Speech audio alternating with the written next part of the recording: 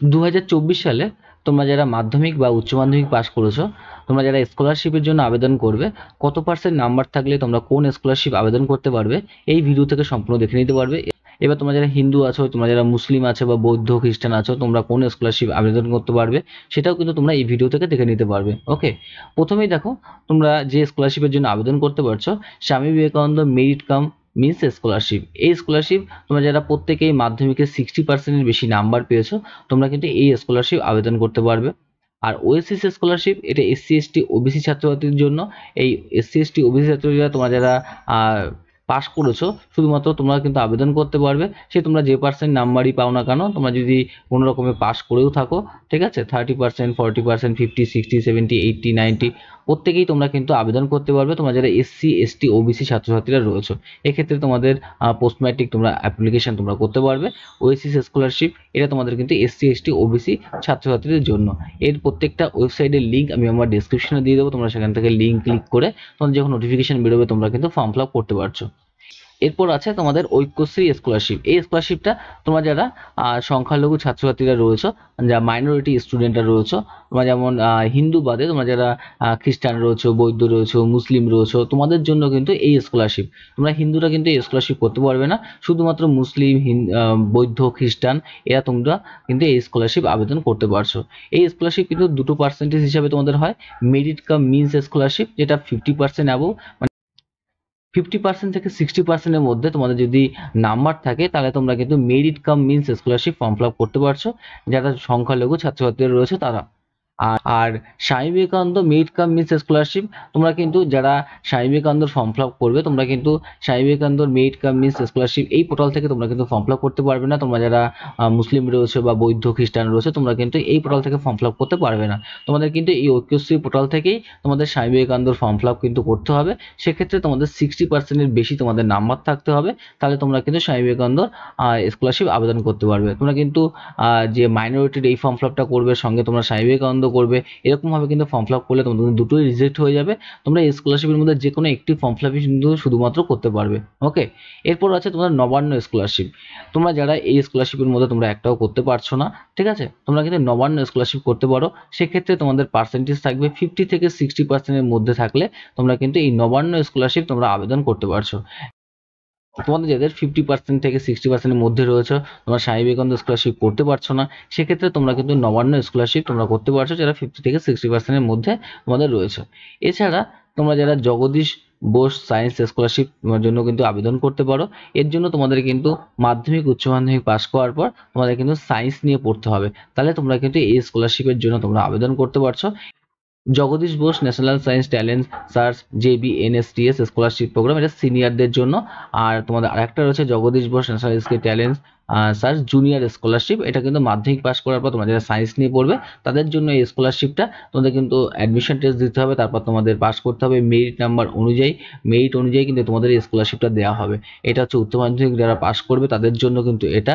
উচ্চ মাধ্যমিক পাস করার পর তোমরা যারা সায়েন্স নিয়ে পড়বে তোমাদের জন্য Jagadish Bose national science talent এই স্কলারশিপটা রয়েছে। আর যারা মাধ্যমিক পাস করার পর সায়েন্স নিয়ে পড়বে তোমাদের জন্য Jagadish Bose national science junior scholarship. ঠিক আছে, তোমাদের এই অ্যাডমিশন টেস্ট দিতে হবে, ফর্ম ফিল আপ করতে হবে, এখনো তোমাদের পোর্টাল ওপেন হয়নি, তোমরা কিন্তু ফর্ম ফিল আপ করে স্কলারশিপটা পাচ্ছ। ওকে, এরপর তোমরা দেখে নাও, তোমরা আরও একটা স্কলারশিপ তোমরা পাবে, যেটা ন্যাশনাল স্কলারশিপ। এই ন্যাশনাল স্কলারশিপের মাধ্যমেও তোমরা কিন্তু স্কলারশিপ পাচ্ছ, যেটা কিন্তু central sector scheme of scholarship for college and university student. তোমরা যারা উচ্চ মাধ্যমিক পাস করেছো, তোমরা 18% নাম্বার পেয়েছো, তোমাদের কিন্তু রেজাল্টে দেখবে, যখন তোমরা উচ্চ মাধ্যমিকের রেজাল্ট তোমরা দেখেছো, তোমাদের রেজাল্টে দেখবে একটা পার্সেন্টেজ নাম্বার আছে, একটা পার্সেন্টাইল নাম্বার আছে। ঠিক আছে, যাদের 18% নাম্বার আছে তারা কিন্তু এই central sector scheme scholarship for college and university student তোমরা কিন্তু এই স্কলারশিপ আবেদন করতে পারবে। ওকে, এটা কিন্তু উচ্চ মাধ্যমিক পাস করার পর। আর স্কলারশিপ স্কিম ফর মাইনরিটি, তোমরা যারা মাইনরিটি রয়েছে হিন্দু বাদে, তোমরা কিন্তু স্কলারশিপ স্কিম ফর মাইনরিটির এইখানে তোমাদের কিন্তু স্কলারশিপের জন্য আবেদন করতে পারো, যেটা তোমাদের পোস্ট ম্যাট্রিক রয়েছে, প্রি ম্যাট্রিক রয়েছে, এই স্কলারশিপগুলো তোমরা আবেদন করতে পারো। এটা তোমাদের হচ্ছে ন্যাশনাল স্কলারশিপ পোর্টাল রয়েছে, যেমন scholarship.gov.in ওয়েবসাইট চলে যাবে, এখান থেকে নিচের দিকে স্ক্রল করবে, স্ক্রল দেখবে তোমাদের এখানে কিন্তু মিনিস্ট্রি অফ মাইনরিটি অ্যাফেয়ার রয়েছে। এখান থেকে তোমরা প্রি ম্যাট্রিক স্কলারশিপ আবেদন করতে পারছো, পোস্ট ম্যাট্রিক স্কলারশিপ আবেদন করতে পারছো, মেরিট কাম মিন্স স্কলারশিপ তোমরা আবেদন করতে পারছো প্রফেশনাল কোর্স এবং টেকনিক্যাল কোর্সের জন্য। তোমরা যারা মাইনরিটি রয়েছে তোমাদের জন্য কিন্তু এই স্কলারশিপগুলো রয়েছে, তোমরা এখান থেকে আবেদন করতে পারবে। ওকে, এরপর তোমরা এখান থেকে দেখো তোমাদের ডিপার্টমেন্ট হায়ার এডুকেশন, তোমরা যারা কলেজে অ্যাডমিশন নেবে তোমাদের জন্য এখানে কিন্তু যে সেন্ট্রাল সেক্টর স্কিম স্কলারশিপ আর কলেজ অ্যান্ড ইউনিভার্সিটি স্টুডেন্ট তোমাদের এই স্কলারশিপ 31/1/2024 তোমাদের ক্লোজ হয়ে গেছে। আর হচ্ছে 5/3/24 তোমাদের যাদের ডিফেক্টিভ ছিল, কোনো রকম প্রবলেম ছিল তোমাদের কিন্তু সেটা এই ডেটে তোমাদের ক্লোজ হয়ে গেছে।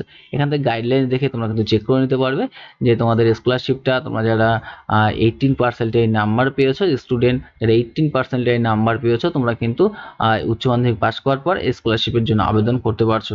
ওকে, এছাড়া তোমাদের স্বামী বিবেকানন্দের merit cum means scholarship portal রয়েছে, তোমরা এই পোর্টাল থেকে স্বামী বিবেকানন্দ স্কলারশিপ পোর্টাল তোমরা আবেদন ফর্ম ফিল আপ করতে পারবে। তোমরা এখানে এই ওয়েবসাইট চলে যাবে, এখান থেকে হাউ টু অ্যাপ্লাই অপশানে ক্লিক করলে তোমাদের কিন্তু ডেট পেয়ে যাবে, কোন ডেট থেকে তোমাদের কিন্তু ফর্ম ফিল আপ স্টার্ট হচ্ছে। ঠিক আছে, এখানে তোমাদের ডেট কিন্তু এখনো ওল্ড সেশনের ডেট তোমাদের দেওয়া রয়েছে, সেই জন্য তোমরা এখন দেখতে পাচ্ছ যে ওপেনিং ডেট হচ্ছে 12/7/23 তোমাদের ওপেনিং হয়েছে, এটা হচ্ছে 23-এর অ্যাপ্লিকেশনের ডেট। ঠিক আছে, তোমাদের 24 তোমরা যারা অ্যাপ্লিকেশন করবে তোমাদের ডেট কিন্তু এখানে তোমাদের দিয়ে দেবে। আর সিমিলারলি তোমাদের যারা হচ্ছে ওএসিস ফর্ম ফিল আপ করবে, তোমরা যারা SC STর জন্য ফর্ম ফিল আপ করবে, তোমাদের SC ST স্কলারশিপ দেখো এখানে এই যে SC ST ওএসিস স্কলারশিপ, এটা তোমাদের পোর্টাল ওপেন হবে, এটাও তোমাদের কিন্তু পরে জানিয়ে দেওয়া হবে। এটা কিন্তু 2023-এর 24 সেশন তোমার চলছে, এই সেশনটা তোমাদের কিন্তু নেক্সট টাইম চালু হয়ে যাচ্ছে। ওকে, তারপর তোমাদের ঐক্যশ্রী পোর্টালটা কিন্তু এটা রয়েছে, ঐক্যশ্রী পোর্টালেও তোমাদের কিন্তু ফর্ম ফিল আপ আগের সেশনটা চলছে, রিসেন্ট সেশন তোমাদের কয়েকদিনের মধ্যেই চালু হয়ে যাবে, তোমরা কিন্তু এই পোর্টাল থেকে ফর্ম ফিল আপ করতে পারবে। ঠিক আছে, তোমরা কীভাবে ফর্ম ফিল আপ করবে এর ভিডিও আমার কিন্তু আগে দেওয়া রয়েছে, নতুন ভিডিও আমি তোমাদের করে দেবো যখন তোমাদের একাডেমিক সেশন নতুন চালু হয়ে যাবে। আর প্রত্যেকটা ডিটেলস তোমাদের কিন্তু আমি এক এক করে দিয়ে দেবো, কোন কোন ডকুমেন্ট থাকছে তোমাদের ফর্ম ফিল আপ করতে। ঠিক আছে, এইভাবে তোমরা কিন্তু টোটাল ফর্ম ফিল আপটা করতে পারবে। ওকে, প্রত্যেককে ভিডিও দেখার জন্য থ্যাংক ইউ। আর তোমাদের যদি ভিডিওটি ভালো লেগে থাকে নিশ্চয়ই আমার চ্যানেলটিকে সাবস্ক্রাইব করবে। ওকে।